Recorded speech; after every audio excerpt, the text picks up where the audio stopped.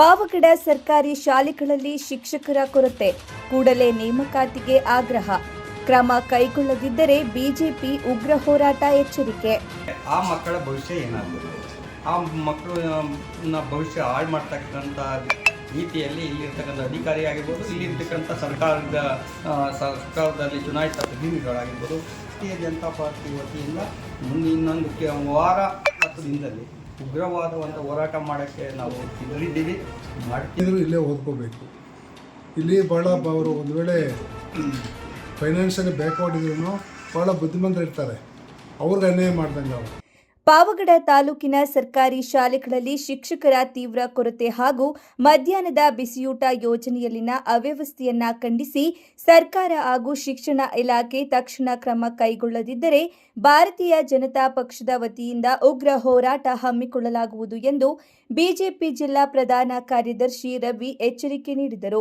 ಸುದ್ದಿಗೋಷ್ಠಿಯಲ್ಲಿ ಮಾತನಾಡಿದ ಅವರು, ತಾಲೂಕಿನ 32 ಸರ್ಕಾರಿ ಶಾಲೆಗಳು ಶೂನ್ಯ ಶಿಕ್ಷಕರ ಸ್ಥಿತಿಗೆ ತಲುಪಿದ್ದು, ಹಲವು ಶಾಲೆಗಳಲ್ಲಿ ಅಗತ್ಯ ಸಂಖ್ಯೆಯ ಶಿಕ್ಷಕರಿಲ್ಲದ ಕಾರಣ ಬಡ ಹಾಗೂ ಗ್ರಾಮೀಣ ವಿದ್ಯಾರ್ಥಿಗಳ ಶಿಕ್ಷಣಕ್ಕೆ ಗಂಭೀರ ಸಮಸ್ಯೆ ಉಂಟಾಗಿದೆ ಎಂದು ಆರೋಪಿಸಿದರು. ಈ ಸಮಸ್ಯೆ ಪರಿಹಾರದಲ್ಲಿ ಸ್ಥಳೀಯ ಶಾಸಕ ಎಚ್ ವೆಂಕಟೇಶ್ ಹಾಗೂ ಶಿಕ್ಷಣ ಇಲಾಖೆ ಸಂಪೂರ್ಣ ನಿರ್ಲಕ್ಷ್ಯ ವಹಿಸಿದ್ದು, ಕಾಂಗ್ರೆಸ್ ಸರ್ಕಾರದ ಶಿಕ್ಷಣದ ಮೇಲಿನ ನಿರಾಸಕ್ತಿಗೆ ಇದು ಸ್ಪಷ್ಟ ಉದಾಹರಣೆಯಾಗಿದೆ ಎಂದು ಟೀಕಿಸಿದರು. ಮಧ್ಯಾಹ್ನದ ಬಿಸಿಯೂಟ ಯೋಜನೆಯಲ್ಲೂ ಅಕ್ಕಿ, ಬೇಳೆ, ಎಣ್ಣೆ, ಮೊಟ್ಟೆ ಸೇರಿದಂತೆ ಅಗತ್ಯ ಆಹಾರ ಸಾಮಗ್ರಿಗಳ ಸರಬರಾಜಿಗೆ ಸಂಬಂಧಿಸಿದ ಟೆಂಡರ್ ಪ್ರಕ್ರಿಯೆ ಪೂರ್ಣಗೊಳ್ಳದ ಕಾರಣ ಶಾಲೆಗಳು ಹಾಗೂ ವಿದ್ಯಾರ್ಥಿಗಳು ಸಂಕಷ್ಟ ಅನುಭವಿಸುತ್ತಿದ್ದಾರೆ ಎಂದು ಹೇಳಿದರು. ಎಲ್ಲ ಪಾವಗಡ ಎಜುಕೇಷನ್ ಡಿಪಾರ್ಟ್ಮೆಂಟ್ ಬಗ್ಗೆ ಎಲ್ಲ ನ್ಯೂನ್ಯತೆಗಳೇನಿದೆ, ಏನು ಅವ್ಯವಹಾರ ನಡೀತಾ ಇದೆ ಅಂತ ಹೇಳ್ಬಿಟ್ಟು ಶೂನ್ಯವಾಗಿ ಹೇಳಿದ್ದಾರೆ. ನೋಡಿ, ಮೊದಲಿನ ಪಾವಗಡ ತಾಲೂಕು ನಂಜುಂಡಪ್ಪ ವರದಿ ಪ್ರಕಾರ ಭಾಳ ಬ್ಯಾಕ್ವರ್ಡ್ ತಾಲೂಕು ಅಂತ ಎಲ್ಲರಿಗೂ ಗೊತ್ತಿರೋದು. ಇಲ್ಲಿ ಮುಖ್ಯವಾಗಿ ದಲಿತ ಮತ್ತು ಹಿಂದುಳಿದ ಸಮಾಜ ಜಾಸ್ತಿ ಇರೋ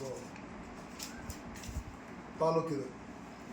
ಇವಾಗ ದುಡ್ಡಿರೋರು ಎಲ್ಲಿ ಬೇಕಾದರೂ ಓದ್ತಾರೆ, ಬೇಕಾದ್ರೆ ಚೆನ್ನಾಗಿಲ್ಲ ಅಂದರೆ ಪ್ರೈವೇಟ್ ಹಾಸ್ಪಿಟ್ಲ್ ಪ್ರೈವೇಟ್ ಸ್ಕೂಲ್ಗೆ ಹೋಗ್ತಾರೆ, ಓದ್ಕೊಡ್ತಾರೆ.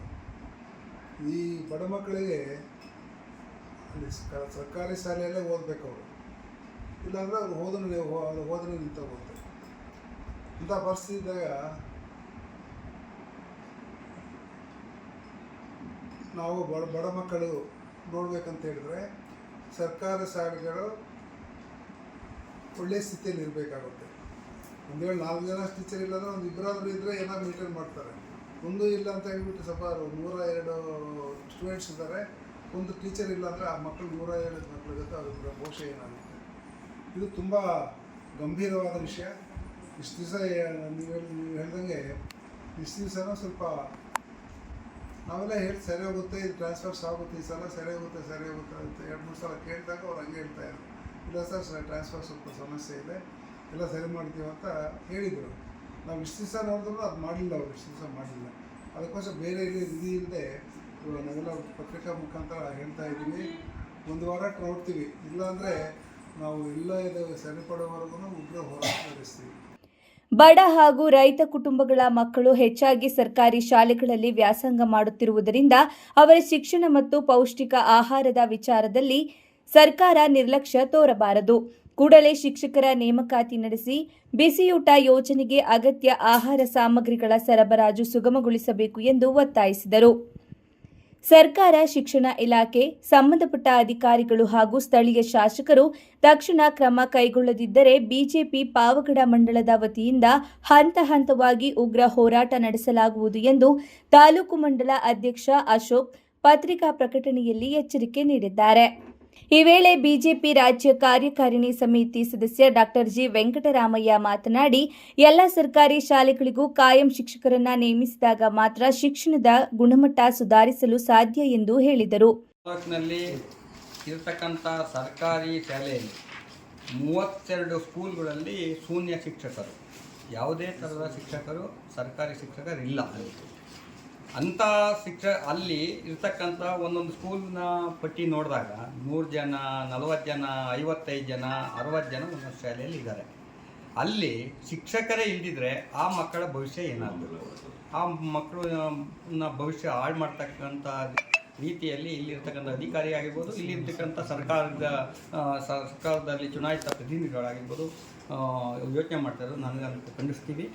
ಅದರ ಜೊತೆಗೆ ಒಬ್ಬ ಶಿಕ್ಷಕನ ಬೇರೆ ಸ್ಕೂಲಿಗಿಂದ 2 ದಿನನೋ 3 ದಿನ ಡೆಪ್ಯೂಟ್ ಮಾಡಿದ್ರೆ ಆ ಶಿಕ್ಷಕ ಅಲ್ಲಿ ಊಟದ ವ್ಯವಸ್ಥೆ ನೋಡ್ಕೊಂತಾನ, ಆ ಮಕ್ಕಳಿಗೆ ಬಾಳೆಹಣ್ಣು ಕೊಡ್ತಾನ, ಮೊಟ್ಟೆ ಕೊಡ್ತಾನ, ಅಕ್ಕಿ ತರ್ತಾನ, ಎಣ್ಣೆ ತರ್ತಾನ, ಬೇಳೆ ತರ್ತಾನ. ಇವೆಲ್ಲ ಹೊಂಚ್ಕೊಂಡು ಅವನು ಅಲ್ಲಿ ಅಡುಗೆ ವ್ಯವಸ್ಥೆ ಮಾಡಿ ಅಡುಗೆ ಬಡಿಸೋ ಅಷ್ಟೊತ್ತಿಗೆ 1.5-2 ಗಂಟೆ ಆಗುತ್ತೆ. ಅದಾದಮೇಲೆ ಆ ಶಿಕ್ಷಕ ಮಕ್ಕಳಿಗೆ ಯಾವ ರೀತಿ ಪಾಠ ಮಾಡ್ತಾನೆ? ಅವನು ಪಾಠ ಮಾಡೋಕ್ಕೆ ಸಾಧ್ಯವಾ? ಆದ್ದರಿಂದ ಇಷ್ಟೊಂದು ಅನ್ಯಾಯ ನಡೆಸಕ್ಕಂಥ ಶಿಕ್ಷಣ ವ್ಯವಸ್ಥೆ ಹಾಳಾಗೋಗಿರೋದ್ರಿಂದ ಭಾರತೀಯ ಜನತಾ ಪಾರ್ಟಿ ವತಿಯಿಂದ ಇನ್ನೊಂದು ವಾರ 10 ದಿನದಲ್ಲಿ ಉಗ್ರವಾದವಂಥ ಹೋರಾಟ ಮಾಡೋಕ್ಕೆ ನಾವು ಸಿದ್ಧರಿದ್ದೀವಿ, ಮಾಡ್ತೀವಿ. ಮುಂದಿನ ದಿನಗಳಲ್ಲಿ ಈ ಶಿಕ್ಷಣ ವ್ಯವಸ್ಥೆ ಸರೋಗತವರೆಗೂ ನಾವು ಇದು ಸುಮ್ಮನೆ ಆಗಲ್ಲ ಅಂತ ಈ ಸಂದರ್ಭದಲ್ಲಿ.